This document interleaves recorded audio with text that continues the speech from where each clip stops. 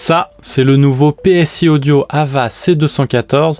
Ce bass trap actif promet de résoudre vos problèmes dans le grave de 15 à 160 Hz dans un format ultra compact et sans calibration. Alors, est-ce que ça fonctionne vraiment? Et surtout, est-ce que ça vaut vraiment son prix? Je vais répondre à ces questions et davantage encore dans cette vidéo.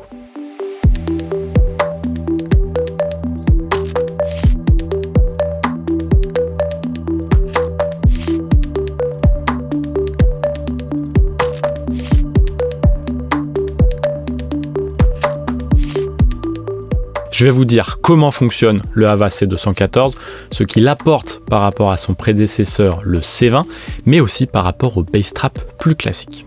Je vais vous expliquer tout ça à travers des exemples, dont le mien, puisqu'avec deux AVA C214, j'ai pu résoudre mes problèmes dans le bas du spectre, dont mon énorme résonance modale à 35 Hz. Après avoir vu cette vidéo, vous saurez si l'AVA tient ses promesses et comment l'utiliser.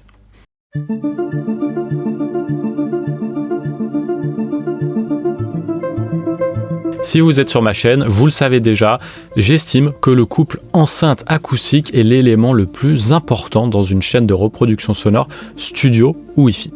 Et si vous avez vu ma vidéo sur les mauvaises mousses acoustiques, vous savez qu'il est beaucoup plus difficile d'absorber le bas du spectre que les aigus et le médium. Or, c'est là un point clé du traitement acoustique, le contrôle des basses fréquences. Prenons l'exemple de ma pièce, j'ai réalisé un traitement acoustique à base d'absorbants poreux, c'est-à-dire des laines minérales de verre, de roche, de la mousse de PET aussi.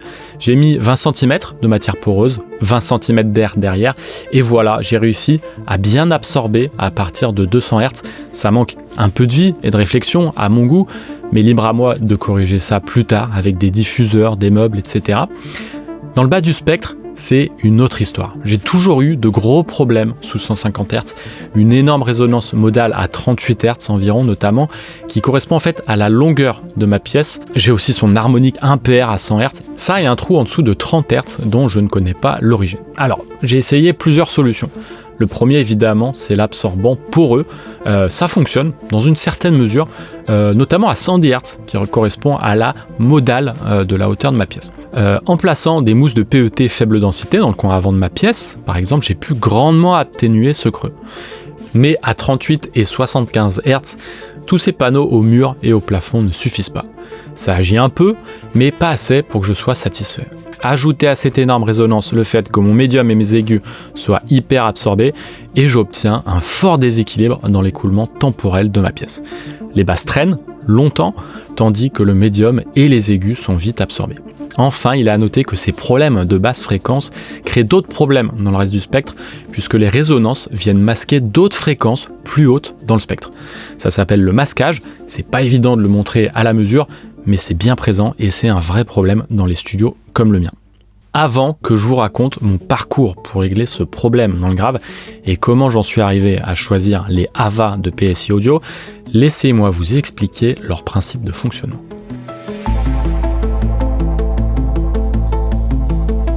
Les PSI Audio AVA sont de véritables absorbeurs acoustiques. Leur principe de fonctionnement repose sur un microphone omnidirectionnel qui détecte la différence de pression acoustique instantanée et un haut-parleur capable d'absorber le surplus de pression ou dépression acoustique. Un circuit de feedback complexe est mis en œuvre pour interpréter la pression mesurée et piloter les membranes absorbantes. En fait, l'AVA s'apparente à un bass trap à membrane, sauf qu'il est beaucoup plus efficace et ultra large bande. Plus efficace car ils disposent de deux membranes similaires à des haut-parleurs et qu'ils sont efficaces sur toute leur surface. Ce n'est pas le cas par exemple des membranes souples de bass trap passif où l'excursion n'est maximale qu'en son centre. Aussi, cette excursion est réglable sur les AVA. On peut donc l'augmenter artificiellement pour augmenter encore l'absorption. Aussi, les AVA sont vraiment large bande parce qu'ils ne sont pas accordés à une fréquence. Ils sont efficaces de 15 à 160 Hz tout le temps, partout, sur tout le spectre. Vous pouvez ainsi absorber plusieurs modes à la fois. Ça a l'air simple comme ça, mais ça demeure un produit très complexe à réaliser. PSI Audio a ses secrets, notamment dans la conception du circuit de feedback utilisé pour piloter le haut-parleur. Et le résultat est parlant, les modes de résonance à basse fréquence de la pièce sont réduits en moyenne de 30 à 60%. Le son est plus équilibré, les trous et les pics dans le bas du spectre sont lissés, le bas traîne moins. Cerise sur le gâteau, l'image stéréo est bien meilleure puisque les résonances modales ont un impact significatif dans le reste du spectre. C'est le fameux phénomène de masquage dont je vous ai parlé précédemment. Grâce à cette efficacité hors du commun, les AVA sont rapidement devenus populaires en studio et en hi-fi parce qu'ils sont le moyen le plus sûr, le plus rapide, le plus facile d'améliorer le rendu dans le bas du spectre. On peut les utiliser comme premier traitement acoustique dans un salon non traité ou bien régler les derniers problèmes dans le bas du spectre une fois un studio professionnel terminé. Aussi, grâce à leur grande efficacité et compacité, ils sont souvent utilisés comme premier choix des acousticiens lorsqu'ils veulent traiter une petite cabine ou une régie de car. Par exemple, le cabinet d'acoustique Red House utilise parfois des AVA dans le design de leur cabine dès le départ. Maintenant que vous comprenez le fonctionnement des AVA, laissez-moi vous présenter les nouveautés qu'apporte le C214.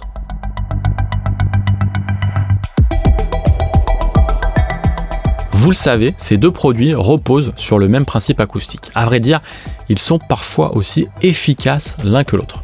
Mais le C214 n'est pas seulement une version plus compacte du C20, il a plusieurs avantages, notamment parce qu'il est basé sur un processing numérique. Déjà, grâce à son DSP, on peut régler le gain, c'est-à-dire la quantité d'absorption. Évidemment, ce n'est pas gratuit, ça se fait au détriment du volume sonore maximal que l'on peut absorber. Donc, en fonction de votre niveau d'écoute, vous pourrez augmenter le gain et avoir une meilleure efficacité encore que le C20. Les autres avantages du C214 incluent la possibilité d'être installé sur le mur et le plafond grâce à son kit de fixation en option, la désactivation et le réglage à distance via le téléphone en Wi-Fi, un design plus minimaliste qui sera plus discret dans les environnements domestiques, mais aussi dans les petits studios où l'espace est compté. Cet aspect numérique le rend aussi upgradable par la suite et PSI nous réserve encore quelques jolies surprises à suivre donc. Cet aparté terminé, revenons à mon cas et comment j'en suis arrivé à choisir les AVA.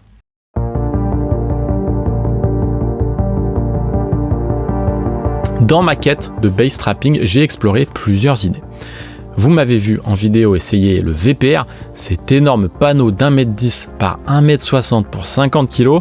Ça n'a pas très bien fonctionné. Ça pourrait mieux fonctionner, selon les dires de Clément de Storm Mastering, mais il faudrait que je revoie mon design et moi, je suis pas acousticien, donc il faudrait que je paye une consultation d'un expert. Aussi, ça m'a pris un temps de fou. Ça m'en aurait coûté facilement 200-300 € de matériaux si je n'avais pas demandé l'aide de sponsors. Et enfin, ça ne me permet d'atténuer qu'un mode sur 3, le mode vertical. C'est affreusement lourd, pas hyper solide et le prochain déménagement aura probablement raison de lui. Autre solution envisagée, acheter des bass traps passifs tout fait, notamment ceux à membrane. Geek en fait, mais la facture est vite élevée. Pour avoir un début d'effet audible, il faut bien investir 1 000 € hors taxe. De plus, ils sont accordés à une fréquence spécifique. Donc le jour où je déménage, ce qui est prévu, ils me seront inutiles et invendables, puisque je vous l'ai dit, accordés à une fréquence spécifique précise. D'ailleurs, on touche là un point clé du problème de l'absorption des basses fréquences. La plupart des bass traps passifs sont accordés à une certaine fréquence. Et ça pose plusieurs soucis. Le premier, je vous l'ai déjà dévoilé, ils vont être accordés à une pièce et même pire à un endroit spécifique de la pièce pour un mode spécifique. Changez de pièce et ça y est, vos bass traps partent à la poubelle. Deuxième problème posé par ce caractère capricieux des bass traps accordés, la théorie est trop éloignée de la réalité. Déjà, personne n'a de pièces en béton parfaitement étanches et rigides, donc les simulateurs ne vous donneront pas les bonnes fréquences à viser. Deuxièmement, quand bien même vous avez cartographié votre pièce pour obtenir les bonnes fréquences, encore faut-il construire un bass trap qui vise la bonne fréquence. Et là, c'est encore une toute autre aventure. Si vous fabriquez un bass trap à membrane, par exemple, il est conseillé de construire un modèle à accordage variable.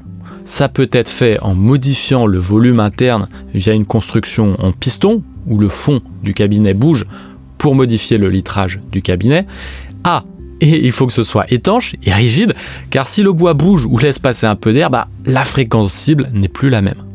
Je sais pas si vous avez déjà essayé de construire une boîte en bois de 1 mètre par 2 mètres parfaitement étanche et rigide avec un fond amovible, bonne chance. Bien sûr, moi, dans l'idéal, j'aimerais pouvoir me passer de ces C214. Je préférerais avoir la pièce de Clément, c'est-à-dire 22 mètres carrés de membrane absorbante, des panneaux de bois suspendus et des mètres cubes de laine minérale. Malheureusement, je n'ai ni le temps ni l'argent de construire une telle cabine. Mes proprios ne m'autorisent même pas à percer dans les murs et je risque de devoir déménager ma cabine à tout moment.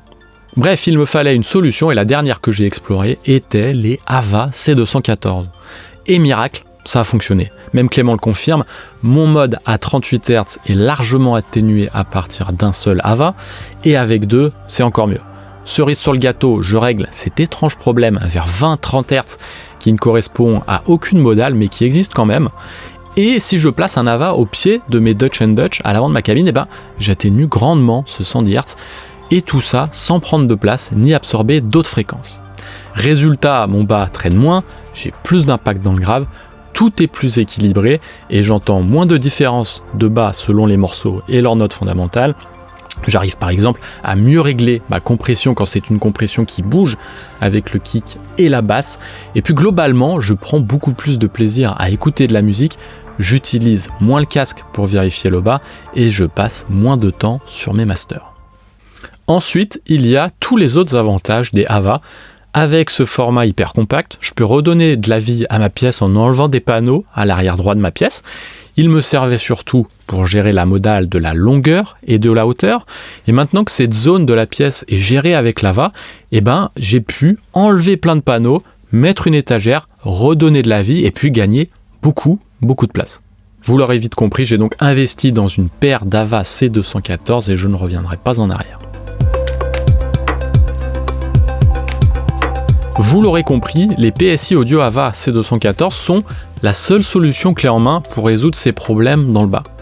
C'est rapide, ça fonctionne dans toutes les pièces, sans diplôme d'acousticien, sans calibration et sans autre action que de le brancher au secteur. Vous l'avez remarqué, c'est un produit onéreux, mais après tout, le traitement du bas est toujours onéreux. Que vous soyez un passionné qui s'est penché sur le sujet et a envisagé de construire lui-même ses panneaux acoustiques ou un acousticien professionnel qui conçoit des bass traps passifs pour des clients, vous connaissez le prix à payer pour absorber une résonance à 50 Hz et vous savez que ce prix est élevé. Alors, je ne vous dis pas que l'AVA est la seule et unique solution pour absorber le bas, ni même la meilleure, je dis seulement que dans certaines situations, il est le choix le plus judicieux. Ce choix résulte d'un ensemble de facteurs, le temps, le coût, l'énergie mentale, le caractère déménageable. Un pro, par exemple, jugera son temps plus précieux qu'un audiophile et il n'hésitera pas à dépenser un peu plus pour arriver au même résultat acoustique si cette solution est réalisable en un temps plus court et lui permettre de travailler davantage, de réaliser donc davantage de chiffre d'affaires. Dans ce cas-là, évidemment, l'achat est un choix rentable et sage. Voilà, c'est tout pour cette vidéo. Si vous souhaitez acheter les AVA, rendez-vous sur ma boutique coolkidsaudio.com. Je vous laisse aussi un lien vers mon site boringvicmastering.com pour faire appel à mes services en mastering. Je vous remercie de m'avoir suivi et je vous dis à très vite.